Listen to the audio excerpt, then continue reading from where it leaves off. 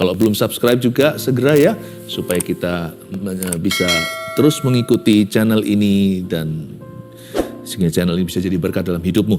Ambil Alkitab, langsung aja buka dengan saya di Amos, kitab Amos di Perjanjian Lama, pasal yang ke-9 ayat 13 sampai 15. Judulnya ini, Anda catat. Waktu Tuhan menyediakan. Yes, waktu Tuhan menyediakan. Ayat 13 sampai 15 kita baca sekarang. Sesungguhnya waktu akan datang, demikianlah firman Tuhan, bahwa pembajak akan tepat menyusul penuai. Dan pengirik buah anggur penabur benih.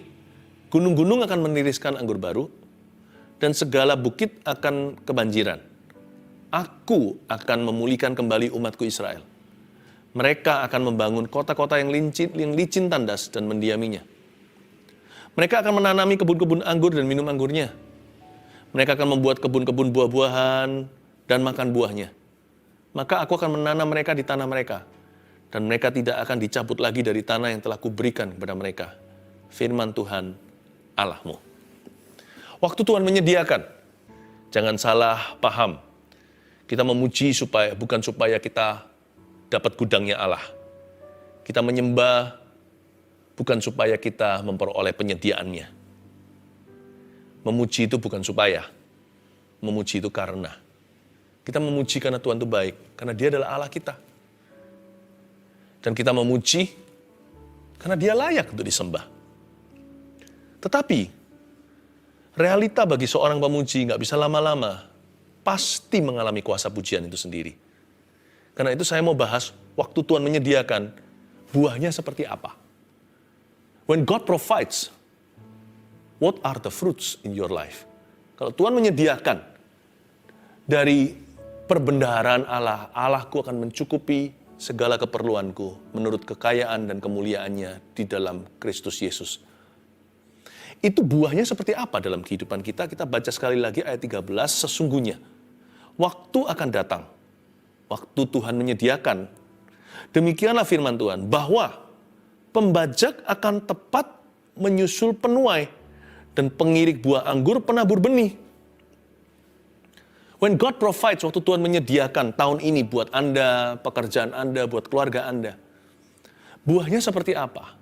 Tanda-tanda bahwa the supernatural provision of God has arrived. Kalau penyediaan supranatural Allah telah tiba dalam kehidupan kita, yang pertama, catat itu, buah datang dengan cepat. Kalau kita mau diproses sama Tuhan, karakter kita ditempa. Tetapi ketika Tuhan menyediakan, berkat itu tiba tanpa proses, saudara. Buah itu datang begitu cepat. Saya bisa merasakan betapa melimpahnya tuaian yang dinubuatkan oleh Amos di sini, dan semangat tanah untuk bertumbuh itu luar biasa sekali, sampai-sampai di ayat 13 bunyinya 13b, pembajak akan tepat menyusul penuai. Baru bajak tanah sudah menuai. Pembajak dan penuai kerja seladang, harusnya kan enggak, musimnya berbeda. Pembajak dulu nih, lalu nanti menunggu, setelah menanti penuai tiba. Sama dengan kalau kita renovasi rumah, atau kita bangun rumah, kan pertama-tama fondasi. Nggak langsung interior desainnya. Kecuali rumah itu begitu kilat, cepat, supranatural adanya, sampai-sampai baru bangun fondasinya. Baru di-tackle, begitulah. Sudah langsung semua jadi. Interior desain pun tiba, nggak mungkin kan? Yang namanya pekerjaan kasar dengan pekerjaan alusan di waktu yang sama. Tapi ini, di waktu yang berbarengan, pembajak akan tepat menyusul penuai, pengirik buah anggur, penabur benih. Saking cepatnya balap-balapan, menabur menuai, semusiman.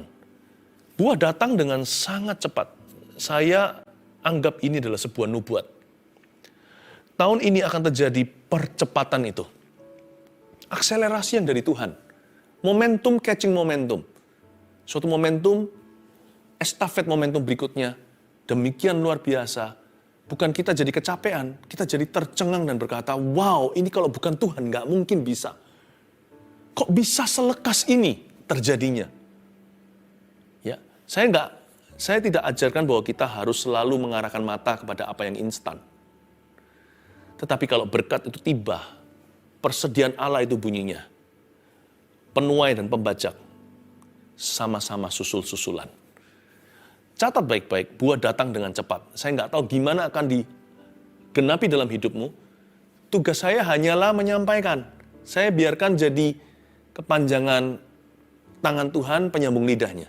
Pokoknya tangkap hingga merema dalam jiwamu. Buahnya akan cepat sekali tiba.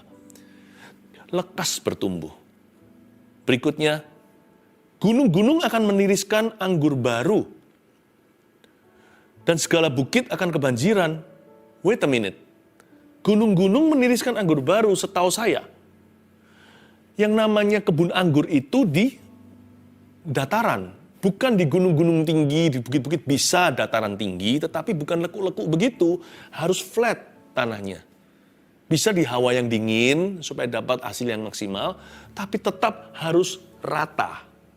Bukan yang lekuk-lekuk begitu. Gunung-gunung nggak bagus untuk menumbuhkan anggur.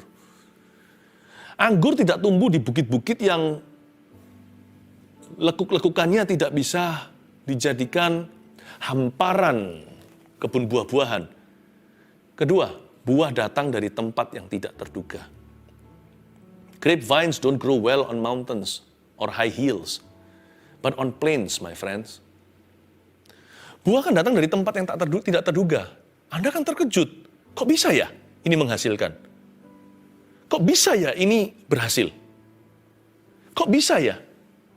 Nggak masuk akal. Yang ini nggak saya sangka. Kalau orang itu sih, semua orang tahu. Tapi mana mungkin dari orang ini? Kok bisa? Ini sudah di luar rumus saya. Nggak ada teorinya. Buah datang dari tempat yang tidak terduga. Lalu di sana dikatakan gunung-gunung kan meniriskan anggur baru. Selain gunung-gunung Anda garis bawahi tadi untuk poin kedua. Poin ketiga terletak pada kata anggur baru. Anggur baru di sini dalam bahasa Inggrisnya adalah the mountains will drip with sweet wine. Bukan hanya wine, bisa memproduksi anggur aja, wine yang berkualitas tinggi udah luar biasa. Yang ini buahnya itu very sweet. Kita bisa aja menumbuhkan buah asal-asalan, tapi waktu dimakan nggak enak. Bisa aja kita tanam cabai rawit, tapi cabainya nggak pedas. Atau tanam mangga, pohon mangga, mangganya asam. Masam maksudnya, tidak manis. Saya pernah makan dulu, dikasih teman stroberi dari luar negeri. Mungkin karena hawanya dingin kali.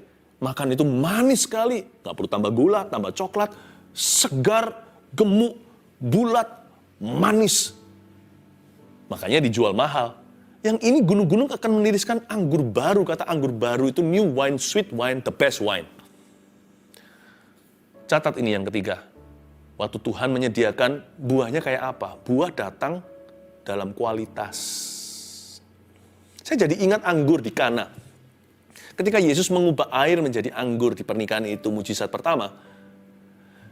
Anggur yang Tuhan ubah dari air biasa itu sampai di akhir pesta. Orang Yahudi kalau pesta bukan berapa jam kayak kita kondangan. Mereka itu pesta seperti orang India, berhari-hari. Sampai hari terakhir di penghujung minggu, itu anggur tetap manis. Biasanya kalau zaman saya kecil dulu ya, dikasih soda. Kita minum sedikit, wah enak, keras sekali soft drinksnya. Tapi nanti menjelang akhir acara, kok sudah rasanya nggak sama, karena dicampur air. Kehabisan stok, atau curi kualitas. Ya kan, supaya untuk menghemat materi. Tuhan Yesus nggak seperti itu. Apa yang Tuhan tumbuhkan, tidak ada yang masam. Tuhan hanya menumbuhkan anggur manis, the best of grapes. Dia nggak pernah menumbuhkan buah yang membuat ngilu gigi. Dia nggak pernah menumbuhkan sayur atau menanam sayur-sayuran di kebun hidupan kita yang bukan hanya tidak hijau, tetapi banyak kutunya. Tuhan itu selalu menumbuhkan yang terbaik. Apapun yang dibuahkan yang berbuah dari hasil persekutuan kita dengan Kristus, itu buahnya the best. Buah yang datang dari Tuhan selalu dalam kualitas tibanya. Seperti anggur di Kana, hingga akhir acara, anggur itu terbaik sampai dipuji sama para tamu yang tidak tahu bahwa itu sebenarnya mujizat Yesus di Kana itu. Mereka berkata, tuan rumah, Anda luar biasa. Anda memperlakukan semua guest seperti VIP. Hingga akhir acara, anggur yang the best yang keluar. Luar biasa sekali. Itulah buah yang dari Tuhan. Kalau Tuhan menyediakan, buahnya pasti berkualiti. Dan berikutnya ada kalimat, dan segala bukit akan kebanjiran. Garis bawahi kata kebanjiran. Yang terakhir, poin terakhir adalah buah datang dalam kuantitas. Pertumbuhan itu dari Kristus loh. Siapa bilang angka tidak perlu? Memang angka bukan segala sesuatu. Jangan sedikit-sedikit lihat scoreboardnya. Kalau main tenis lagi ada perlombaan turnamen gitu, lihat papan skornya terus ya. Nggak menang-menang pertandingannya, bisa di-smash sama lawan. Tentunya kita fokus yang excellent dalam pekerjaan, dalam kerohanian, dalam hubungan. Namun demikian, apa yang dari Tuhan pasti bertumbuh secara jumlah. Makanya ada satu kitab di dalam Perjanjian Lama, dalam 5 kitab pertama Torah, salah satunya namanya Bilangan, Numbers. Roh Kudus loh, yang tulis jumlah orang bertobat saat Pentakosta, 3.000 bukan? Lalu setelah itu jumlah mereka menjadi 5.000, dicatat di situ. Tuhan itu yang mecah-mecah 5 roti 2 ikan, remember? Memberi makan berapa orang? 5.000 laki-laki. Mana bisa 5 tambah 2 sama dengan 5.000? Itu kalau bukan Tuhan. 5 tambah 2 harusnya 7, 5 roti 2 ikan ya paling tidak kasih makan masing-masing satu orang kan 7 orang. Hanya Tuhan yang bisa membuat 5 plus 2 equals 5,000. Hanya Tuhan yang bisa membuat begitu.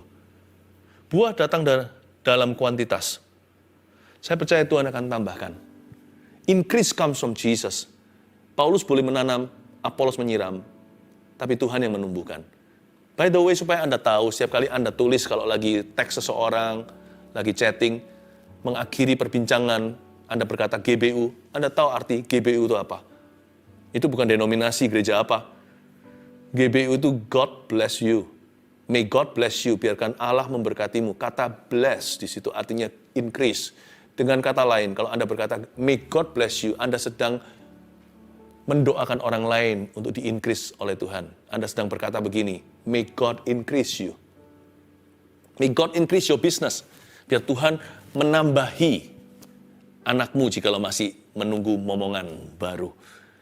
Biar Tuhan menambahkan teritori, menambahkan propertimu. Biar Tuhan menumbuhkan bisnismu.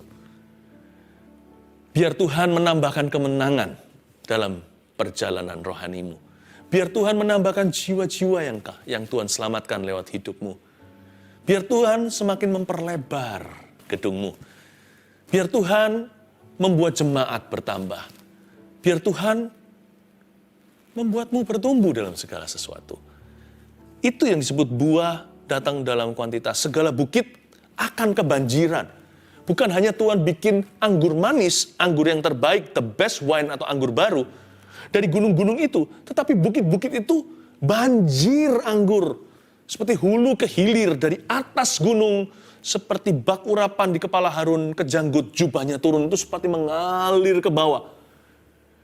Bayangin banjir dari pegunungan, bukan hanya Tuhan kasih 1-2 botol anggur yang terbaik, tapi dibanjirkan sehingga seperti bendungan. You know your God is not small. Allahmu tidak kecil. Allahmu itu besar. Tuhan kasih infinity di balik 5 tambah 2, 5 roti 2 ikan. Tuhan hanya beritahu 5.000 laki-laki, supaya tidak ada titik, supaya tidak ada konklusinya. Yang bisa diketahui adalah 5.000 kakak. Tapi Allah terus bertambah. Persediaannya tak terhingga. Our God knows no boundary. Tapi Tuhan tahu bagaimana membatasi kita setiap hari dengan rezeki yang secukupnya. Berikan padaku hari ini makananku yang secukupnya. Hati yang konten, yang mudah puas, hati yang mudah bersyukur, bukanlah hati yang kecil. malah Tuhan akan tambah-tambahkan. Asal jangan begini ya sama Kristus dalam hidup ini. Menggenggam, punyaku, jangan begitu. Belajar sama Tuhan begini. Terjadilah kepadaku sesuai kehendak-Mu. Saya bukan bicara tentang materi, saya bicara tentang apapun. Saya bicara tentang hidup ini jangan begitu orientasinya. Hidup ini harus berserah, tahu siapa sumbernya. Dan biarkan kita hanya menjadi salurannya. Saat teduh ini sudah berapa lama sih?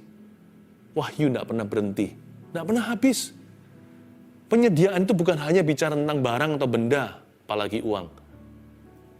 Penyediaan itu juga bicara tentang pewahyuan. Kadang-kadang saya cuma berpikir dengan tim yang ada kru di balik layar. Kok nggak habis-habis ya Tuhan itu memberkati umatnya. Baik itu urapan, hikmat, marifat. Ini bukan dari kami. Saya terbatas, saudara. Tapi ketika tanganmu tidak begini, Tuhan salurkan. Anda bisa menjadi saluran, Tuhan alirkan segalanya. Tahun yang baru, miliki perspektif yang baru, paradigma yang diperbaharui. Tuhan kita itu tanpa batas. Allah kita tidak miskin. Allah kita tidak pelit, apalagi kikir. Buah yang datang dari Tuhan akan melimpah ruah. Kalau Tuhan bikin anggur, bikin minuman, itu sampai banjir dari bukit ke bawah. Pialaku penuh melimpah, Mazmur 23. Oh, luar biasa. 1, 2, 3, 4 jangan lupa Anda catat. Saya lanjutkan sedikit lagi, di ayat 14 dan 15 saja. Aku akan memulihkan kembali umatku Israel. Coba coba Anda perhatikan kata aku akan. Aku akan memulihkan kembali umatku Israel, itu pekerjaan Tuhan. Penyediaan Allah adalah pekerjaan Allah. Tidak bisa dibantu oleh kita. Itu bukan dari sisi manusia, tapi dari sisi Dia sumbernya. Tapi Tuhan berniat untuk memberkati hidupmu and increase you. Aku akan memulihkan kembali umatku Israel. Aku akan. Lalu berikutnya ada kalimat sambungan, mereka akan. Setelah aku akan Tuhan, sekarang mereka akan. Ada kerjasama berarti. Mereka akan membangun kota-kota yang licin, tandas, dan mendiaminya. Lalu mereka akan, kedua kali diulang. Pekerjaan yang lain, bukan hanya membangun kota, sekarang menanami kebun-kebun anggur dan minum anggurnya. Lalu diulang lagi ketiga kali. Mereka akan. Pekerjaan berikutnya, membuat kebun-kebun buah-buahan dan makan buahnya. Saya senang sekali melihat di ayat yang ke-14 ini Tuhan kerja sama-sama kita. God will bless your work this year. Allah akan memberkati pekerjaan dan profesi Anda. Tapi jangan lupa, sekalipun pekerjaan itu diberkati, Anda tetap harus kerja. Nggak kerja, nggak usah makan, kata firman Tuhan. The work is blessed, alright, but it is still considered work. Pekerjaan itu diberkati, tetapi tetap tergolong pekerjaan. Bedanya di sini kalau Allah memulihkan. Ada increase activity atau aktivitas yang meningkat. Bedanya, aktivitas yang diberkati oleh Tuhan disertai dengan joy and heaven's energy. Disertai dengan energi dari sorga. Dan disertai dengan sukacita. Pekerjaan itu bukan kutuk, Bapak, Ibu, Saudara. Dari sejak Adam dan Hawa sebelum jatuh dalam dosa di Taman Eden, Adam suruh kerja. Cuman bedanya, nggak ada depresi. Mereka bekerja sama dengan Tuhan. Work is beautiful. Jadi tahun ini, tolong hadapi tanggung jawab, peran, tugas, job deskripsi yang ada di depan Anda itu dengan sukacita di hati. Thank you Tuhan, terima kasih. Berapa banyak orang hari ini tidak punya pekerjaan. Kalau Anda punya, bersyukurlah. Jangan hanya bersyukur, bersukacitalah. Bergembiralah karena Tuhan, maka Tuhan akan memberikan apa yang diinginkan oleh hatimu. Pekerjaan itu diberkati memang. Tuhan berkata, aku akan. Itu bagian saya, persediaan. Bagianmu, memujilah Tuhan dalam profesi dan pekerjaan sehari-hari. Bersyukurlah, bersukacitalah. Bergembiralah karena Tuhan. Aku akan, mereka juga akan. Mereka akan membangun, mereka akan menanami, mereka akan membuat. Increase activity, aktivitasnya bertambah banyak. Tapi semua dilaksanakan dengan hati dan pikiran yang penuh dengan pengharapan dan iman. Ada optimisme yang dari Tuhan, bukan sekedar dari positive thinking, tapi dari firman dan janji-janji Allah. Karena Allah kita adalah penyedia, pemelihara, dan pembela. Biarkan aktivitasmu selalu diberkati. Ajak Yesus ke tempat kerja Anda. Ajak Tuhan ke dapur Anda, ibu-ibu. Ajak Tuhan Yesus ke pasar. Ajak Tuhan ke sekolah dan kuliah, hai pelajar dan mahasiswa. Work together with Him. Kongsian dengan Tuhan. Kerjasama. Sekalipun Anda partner junior, dia partner senior, bermitralah dengan Allah. Lihat nanti aktivitas Anda tidak berkurang. Bertambah iya, tapi Anda beroleh kekuatan untuk melaksanakan semuanya. Bukan hanya kekuatan, ada a sense of fulfillment, ada perasaan puas batin yang tiada duanya. Saya jadi ingat ayat-ayat lain di Perjanjian Lama yang bunyinya begini. Mereka akan membangun kebun anggur, namun tidak minum anggurnya. Mereka akan membangun kota maksudnya, menanami kebun anggur, tidak minum anggurnya, membangun kota dan tidak tinggal di dalamnya. Itu lawan katanya. Ketika Tuhan mengutuk seseorang atau suatu bangsa, mereka bisa bekerja, tapi tidak bisa menikmati dalam batinnya.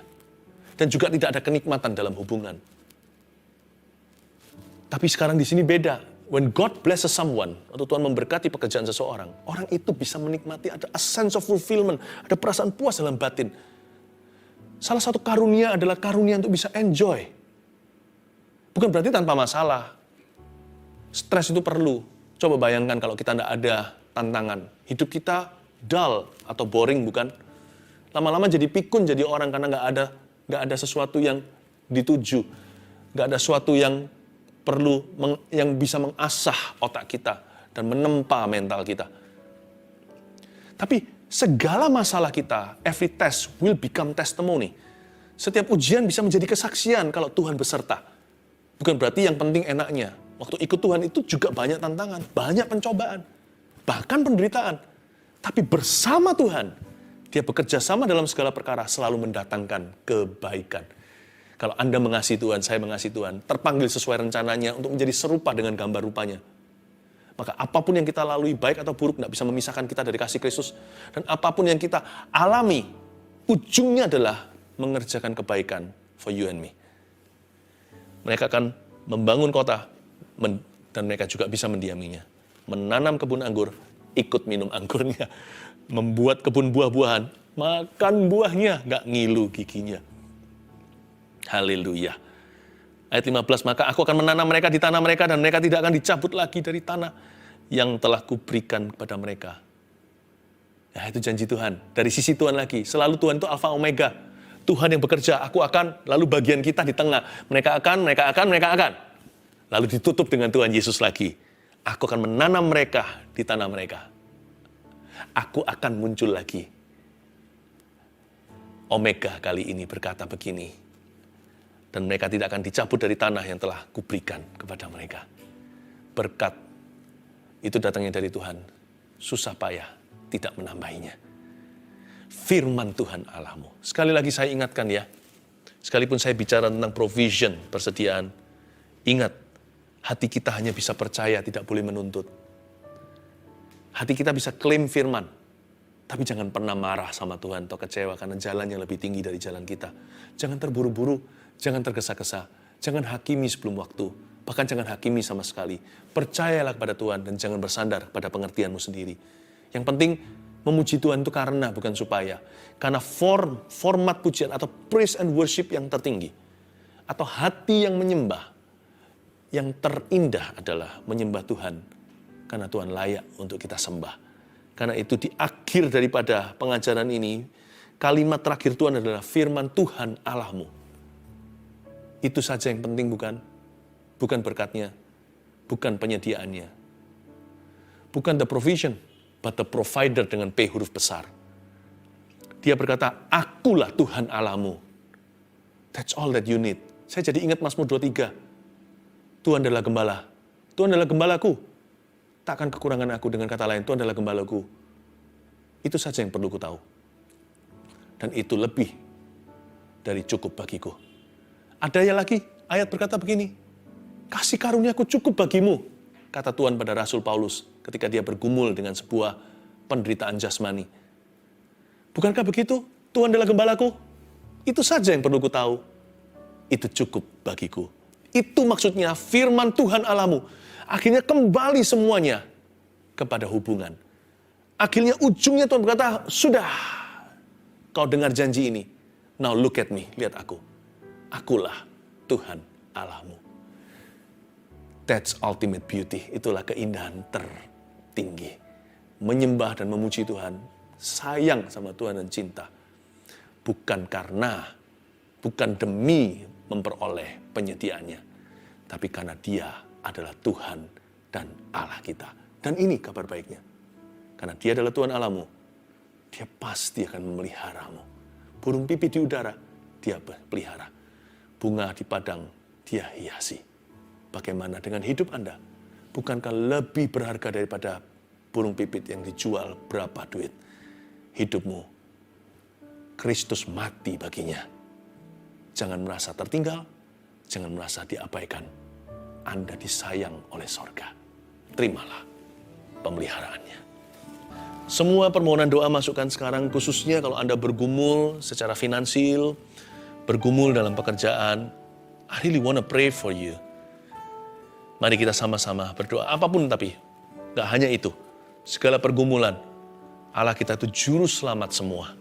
Dan segala keadaan, Yesus namanya. Kirimkan semua, sekarang permohonan beribu-ribu, sudah kebanjiran datang. Saya ajak Anda ulurkan tangan, saya akan tumpang tangan dari tempat ini sebagai kontak iman dengan Anda. Terima kasih Tuhan, dengarkan permohonan kami. Yang sakit Tuhan, domba-dombamu yang menderita Tuhan, maukah Tuhan menyembuhkan sakit penyakit mereka? Tuhan, Kau mau. Untuk itu Kau mati di kayu salib, bukan? Bukan hanya untuk menebus kami dari pemberontakan, tapi sakit penyakit kami telah dipikulnya, Yesaya 53. I speak healing to the bodies that are sick, pada badan tubuh seseorang yang sakit itu. Aku deklarasikan, ucapkan kesembuhan ini dengan iman, menuju ke sana. Untuk pergi ke situ. Tidak ada tempat terlalu jauh, semua bisa digapai oleh Tuhan, karena Allah kita, Alfa Omega, Maha Tahu, Maha Bisa, Maha Hadir pula. Jamahlah Tuhan, dengan tangan berlubang paku. Tuhan, hamba berdoa, tidak semua penderitaan itu sifatnya jasmani. Ada yang batinnya sedang digores-gores sekarang dengan sebuah permasalahan hidup, tekanan, dan juga kegagalan hubungan. Aku berdoa untuk setiap orang yang perlu inner healing, kesembuhan batin. Tuhan Yesus jamah saat ini. Sembuhkan, bebaskan. Jikalau kelepasan harus terjadi, pemutusan dari kuasa kegelapan, saat ini aku perintahkan agar setan-setan keluar dari kehidupan orang-orang tersebut. Dalam nama Yesus Kristus, tinggalkan bait sucinya. Tubuh adalah bait Allah. Hamba berdoa untuk mereka yang bergumul dalam pekerjaan, terutama seperti topik hari ini. Waktu Tuhan menyediakan, buah kami akan cepat, datang cepat. Dan Tuhan Yesus, buah akan datang dari tempat yang tidak terduga. Datang dalam kuantitas, dan datang dalam kualitas tentunya. Tuhan jamah, Tuhan Yesus, berikan pertolongan-Mu atas mereka yang bergumul secara keuangan. Bergumul ya Tuhan untuk kebutuhan mereka, keperluan mereka. Jangankan keinginan, bayar tagihan aja udah gak bisa. Hamba berdoa di dalam nama Yesus yang belum punya pekerjaan atau setelah kehilangan pekerjaannya di masa-masa ini. Hamba berdoa Tuhan Yesus, restorasi. Bangun kembali pondok Daud yang hancur itu. Bukan hanya pujian dalam hati mereka. Bangun tembok-tembok hidup mereka. Tembok itu perlindungan Tuhan. Tanpa itu zaman dulu hewan liar masuk, perampok masuk. Hamba berdoa ya Tuhan, kasih mereka financial blessing. Kasih pekerjaan ya Tuhan. Angkat gengsi. Supaya tidak ada di sini yang merasa dulu pekerjaanku lebih baik. Hamba berdoa yang Tuhan ketuk nanti pintu. Memberikan pekerjaan baru. Berikan hati, the grace, kasih karunia untuk bisa menerima pekerjaan apa saja asal halal dan benar. Asal baik di mata Tuhan. Untuk memulai kembali dari bawah. Berikan suatu sifat yang kesatria. Hati yang berbesar. Untuk bisa bertanggung jawab. Ya Tuhan Yesus, dengan pekerjaan mereka. Berkati karir mereka di dalam nama Yesus. Turunkan tangan. Roh Kudus barusan memberitahu pada saya bahwa barang-barang lama akan laku semua. Saya nggak ngerti maksudnya apa. Anda stockpile barang-barang di gudang dan pekerjaan itu sudah tutup. Tapi akan ada yang menadahi. Akan ada yang membeli, meskipun harganya nggak seberapa, tapi adalah pemasukan yang luar biasa di masa ini untuk Anda. Win-win solusi bagi penjual maupun pembeli. barang-barang lama itu akan keluar gudang semuanya dan akan habis satu tangan. Satu orang yang akan membelinya. Terima kasih Tuhan. Terima kasih Tuhan. Ada satu orang anak Anda akan menerima beasiswa. Ini baru semester awal-awal di university, Anda tidak sangka karena kokonya dulu yang pinter, yang encer sekali otaknya, nggak pernah dapat beasiswa begituan. Anak ini seolah-olah ya bagus sih, tapi nggak menyolok gimana dia dapat beasiswa.